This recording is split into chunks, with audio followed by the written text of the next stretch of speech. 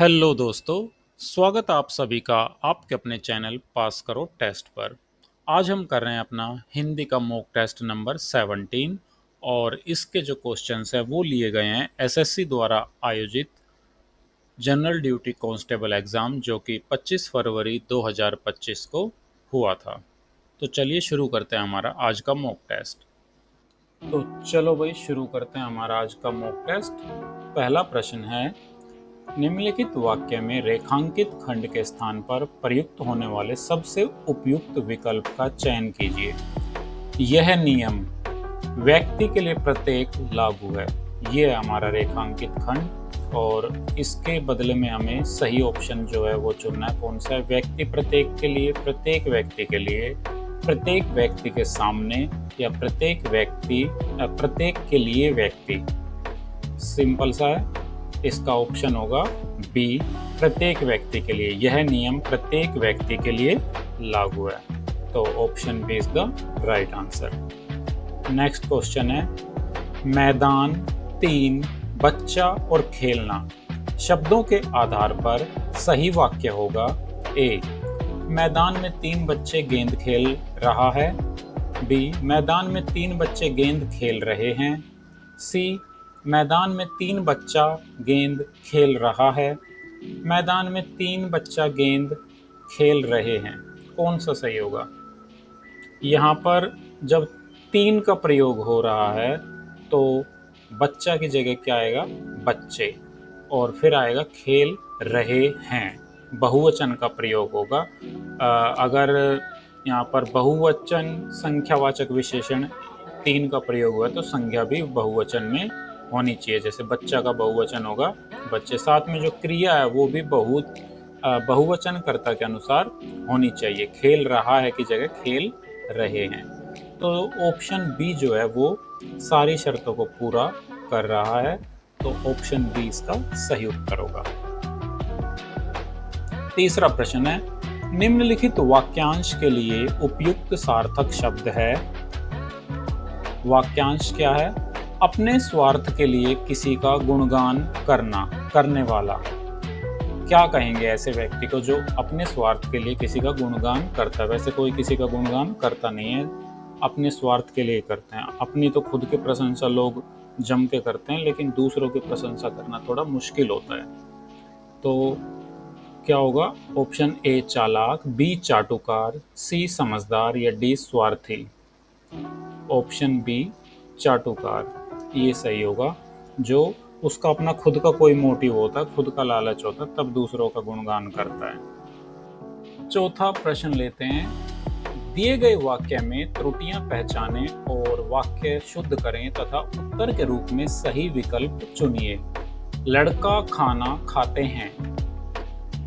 Options हैं, लड़का खाना ही खाते हैं, खाना ही खाते हैं, और क्या खाते हैं लड़के? लड़के खाना खाते हैं, लड़के खाना ही खाते हैं। ये इसमें और सी में क्या अंतर है? कुछ भी अंतर नहीं दिख रहा है। डी, लड़का खाना खाता है। तो वैसे तो व्याकरण की दृष्टि से ये लड़के खाना खाते हैं ये भी शुद्ध है, लेकिन यहाँ पर जो है लड़का बहुवचन मतलब एक वचन दिया गया है संज्ञा में, तो हम इसी से ही जो शुद्ध वाक्य बना है वो ले लेते हैं। ऑप्शन डी, लड़का खाना खाता है, इसको हम अपना उत्तर मान लेते हैं, क्योंकि यहाँ पर एक वचन में है संज्ञा, तो यहाँ पर भी हमने एक वचन वाला ही चुना है, क्यों? जबकि व्याकरण की दृष्टि से ऑप्शन बी भी सही था।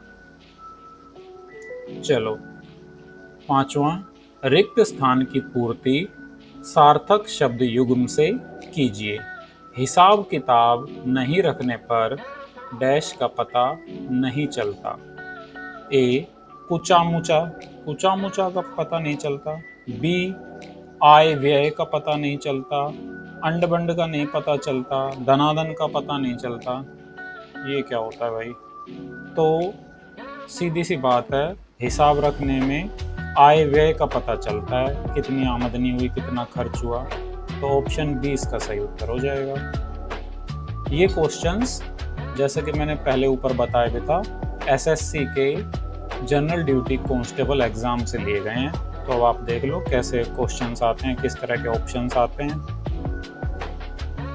छठा प्रश्न है, शब्द या वाक्य खंड बदलें और उत्तर के रूप में सही विकल्प चुनिए। घर की औरतों ने दूल्हे को बड़े ध्यान से देखी। ए, घर की औरतों ने दूल्हे को बड़े ध्यान से देखा। घर की औरतों ने दूल्हा को बड़े ध्यान से देखा। घर की औरतों ने दूल्हा राजा को बड़े ध्यान से देखा। घर की औरतों ने दुल्हों को बहुत ध्यानपूर्वक देखा। कितने दूल्हे आए हुए थे। तो कौन सा सही होगा यहाँ पर? यहाँ पर होगा ऑप्शन ए, घर की औरतों ने दूल्हे को बड़े ध्यान से देखा। तो ऑप्शन ए इसका सही उत्तर होगा।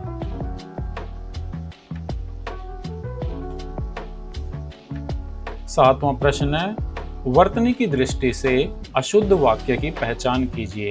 हमें उन्नति करनी चाहिए। इन तालाब में मछली है। उसे क्षमा कर दो। डी, इमारत बहुत ऊंची है। तो इनमें से अशुद्ध वाक्य कौन सा होगा? Option B. एक तो इन नहीं, इस तालाब में, और ये तालाब लिखा हुआ है। तालाब की जगह क्या आना चाहिए था? तालाब होना चाहिए था। तल, मछली को तल दिया है, जैसे कि भाई इसलिए तालाब बना दिया। तो ये वाला अशुद्ध वाक्य है, ऑप्शन बी। आठवां प्रश्न लेते हैं, निम्नलिखित में से रुष्ट का विलोम शब्द क्या होगा इनमें से? ए, तुष्ट, बी, ताप, सी, दुष्ट, या डी, पुष्ट। तो रुष्ट का जो अर्थ होता है, अप्रसन्न या नाराज, और तुष्ट का अर्थ होता है संतुष्ट या प्रसन्न। तो रुष्ट का विपरीत या विलोम हो जाएगा ऑप्शन ए, तुष्ट। ताप मतलब गर्मी या कष्ट भी होता है। ताप का मतलब दुष्ट मतलब बुरा, और पुष्ट का मतलब मजबूत और पोषित। तो तुष्ट इसका सही विलोम होगा। नौवां प्रश्न, आज आपका चेहरा प्रफुल्ल दिखता है। रेखांकित पद का विलोम बताइए। तो रेखांकित पद तो यहाँ पर कौन सा है? ये प्रफुल्ल होगा। प्रफुल्ल का विलोम हमने बताना है। और प्रफुल्ल का अर्थ क्या होता है? चलो पहले ऑप्शन देख लेते हैं। ए, म्लान, बी, अम्लान, सी, आकर्षक, डी, दुखी। तो प्रफुल्ल का अर्थ होता है प्रसन्न या खुश, और म्लान जो होता है, म्लान का अर्थ होता है मुरझाया हुआ। अम्लान का अर्थ होता है जो मुरझाया हुआ ना हो। आकर्षक जो मोहक हो, और दुखी मतलब उदास। तो प्रफुल्ल प्रसन्न दुखी भी हो सकता है, लेकिन जो म्लान है ना, मुरझाया हुआ, चेहरे के लिए अगर हम प्रफुल्ल शब्द का प्रयोग कर रहे हैं तो इसके विपरीत में जब हम प्रयोग करेंगे तो म्लान शब्द का प्रयोग ज़्यादा अच्छा लगेगा। तो ऑप्शन ए इसका सही उत्तर होगा। इनमें से किस वाक्य में त्रुटि नहीं है? सही वाक्य कौन सा इन चारों में से, वो हमने छांटना है। वह रोटी खाया, शुद्ध है कि अशुद्ध है? अशुद्ध है। उसने रोटी खाई, ऐसे होना चाहिए ना। यह दायित्व आप पर निर्भर है। ये वाक्य मुझे सही लग रहा है। चलो आगे भी देखते हैं। वह मुझे बुलाया है, या उसने मुझे बुलाया है, शुद्ध ऐसे होना था। यह निबंध मैं लिखा हूं, सही क्या होता? मैंने यह निबंध लिखा है। तो ये तो सी, डी और ए गलत लग रहे हैं।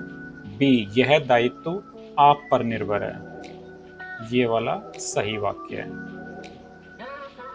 उपयुक्त तत्सम शब्द चुनकर निम्न वाक्य पूर्ण कीजिए। इनके मस्तिष्क में तो डैश भरा है। ए, भुसैल, बी, भुस, सी, बुश, डी, भूसा। अब यहाँ पर तत्सम शब्द ढूंढना है। तो इनमें से वैसे तो एक और भी शब्द प्रयोग किया जाता है, वो यहाँ है ही नहीं ऑप्शंस में। आप समझ तो गए ही होंगे क्या है, लेकिन हमने इनमें से ढूंढना, और वो भी तत्सम। तो ऑप्शन बी जो होता है भुस, ये भूसा का तत्सम, ये वाला सही इसका ऑप्शन होना चाहिए। भूसा तद्भव रूप होता है और तत्सम हो गया उसका ऑप्शन बी भूस। 12वां प्रश्न, निम्नलिखित में से किस वाक्य का कर्ता एक नित्य पुल्लिंग शब्द नहीं है? नित्य पुल्लिंग शब्द कौन सा होता है वो भी बताता हूँ। चलो पहले ऑप्शंस देख लेते हैं। खरगोश का सफेद रंग सुंदर है। कछुआ बहुत शर्मीला जानवर है। आप तो महान दाता हैं। बिच्छू सदैव काट ही लेता है। तो देखो, अब ये जो खरगोश शब्द है, आपने कभी सुना खरगोश यहाँ आई, खरगोश ने या खरगोश के लिए कभी भी स्त्रीलिंग शब्द का प्रयोग कभी सुना है? खरगोश यहाँ आ रही थी, खरगोश दौड़ लगा रही थी, नहीं ना। अच्छा, कछुआ के लिए कभी स्त्रीलिंग सुना है आपने कि कछुआ जा रही थी, कछुआ आ रही थी, कछुआ खरगोश के साथ रेस लगा रही थी? सुना है कभी? नहीं, हमेशा पुल्लिंग में सुना होगा। अच्छा, ये कछुआ हो गया। अब बिच्छू को लेते हैं। बिच्छू सदैव काट ही लेता है, या बिच्छू समुद्र के किनारे चल रहा था। कभी चल रही थी सुना है? नहीं सुना होगा। तो ये जो तीनों शब्द हैं ये नित्य पुल्लिंग शब्द हैं, इनका हमेशा पुल्लिंग में ही प्रयोग होता है। आप जो है, आप तो पुल्लिंग स्त्रीलिंग दोनों के लिए यूज हो सकता है। जैसे आप कुछ लेंगी, आप खाना खाएंगी, या आप खाना खाएंगे, या आप मेरे साथ चलेंगे, तो ये दोनों के लिए प्रयोग होता है आप। तो ये आप जो है नित्य पुल्लिंग शब्द नहीं है। ऑप्शन सी इसका सही उत्तर होगा। हमने नित्य पुल्लिंग शब्द जो नहीं है वो छांटना था ना, तो ये होगा। 13th क्वेश्चन है, परकीय शब्द का विलोम पहचानिए। ए पूरक, बी सम्यक, सी पाठकीय, या डी स्वकीय। अब परकीय शब्द का अर्थ जैसे ही पता चलेगा तो आपको इसका विलोम भी पता चल जाएगा। परकीय का अर्थ होता है दूसरे से संबंधित या पराया। तो पूरक का अर्थ होता है पूरा करने वाला। सम्यक का अर्थ होता है उचित या सही। पाठकीय होता है जो पाठक से संबंधित हो। स्वकीय का अर्थ होता है खुद से संबंधित या अपना। तो परकीय का विपरीत होगा स्वकीय, ऑप्शन डी। 14th क्वेश्चन लेते हैं। जब भी कोई काम की बात शुरू होती है, सोहन अपनी अलग घास छीलने लगता है। उससे कुछ भी कहना बेकार है। रेखांकित असंगत भाग के लिए उचित मुहावरे का चयन कीजिए। अलग घास छीलने लगता है, इसका क्या अर्थ होता है? चार चांद लगाना? नो। गिरगिट की तरह रंग बदलना? नो।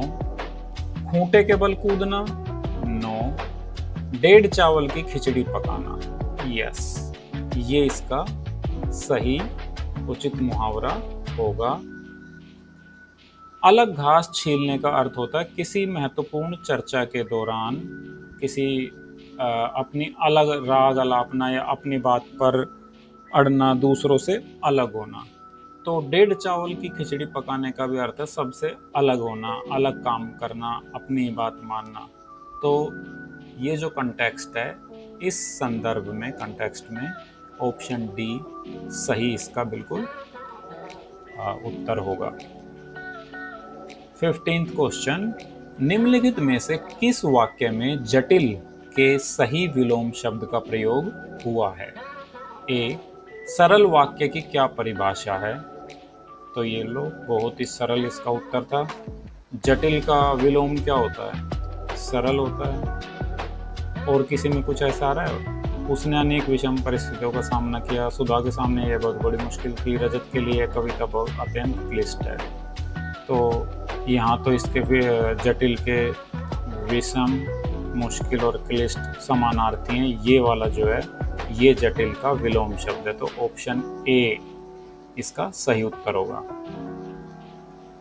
चलो भाई, अब गद्यांश पढ़ना है और इसमें से उत्तर छांटने हैं। राष्ट्रभाषा से अभिप्राय है कि वह अंतर प्रांतीय व्यापार और डैश व्यवहार में सभी प्रांतों में रहने वालों द्वारा बरती जाए और बद्रीनाथ से रामेश्वरम तक तथा अमृतसर से कटक तक सभी स्थानों में परस्पर बातचीत करने और डैश में काम लाई जाए। राष्ट्रभाषा होने की अधिकाधिक योग्यता हिंदी में आनी और लानी चाहिए।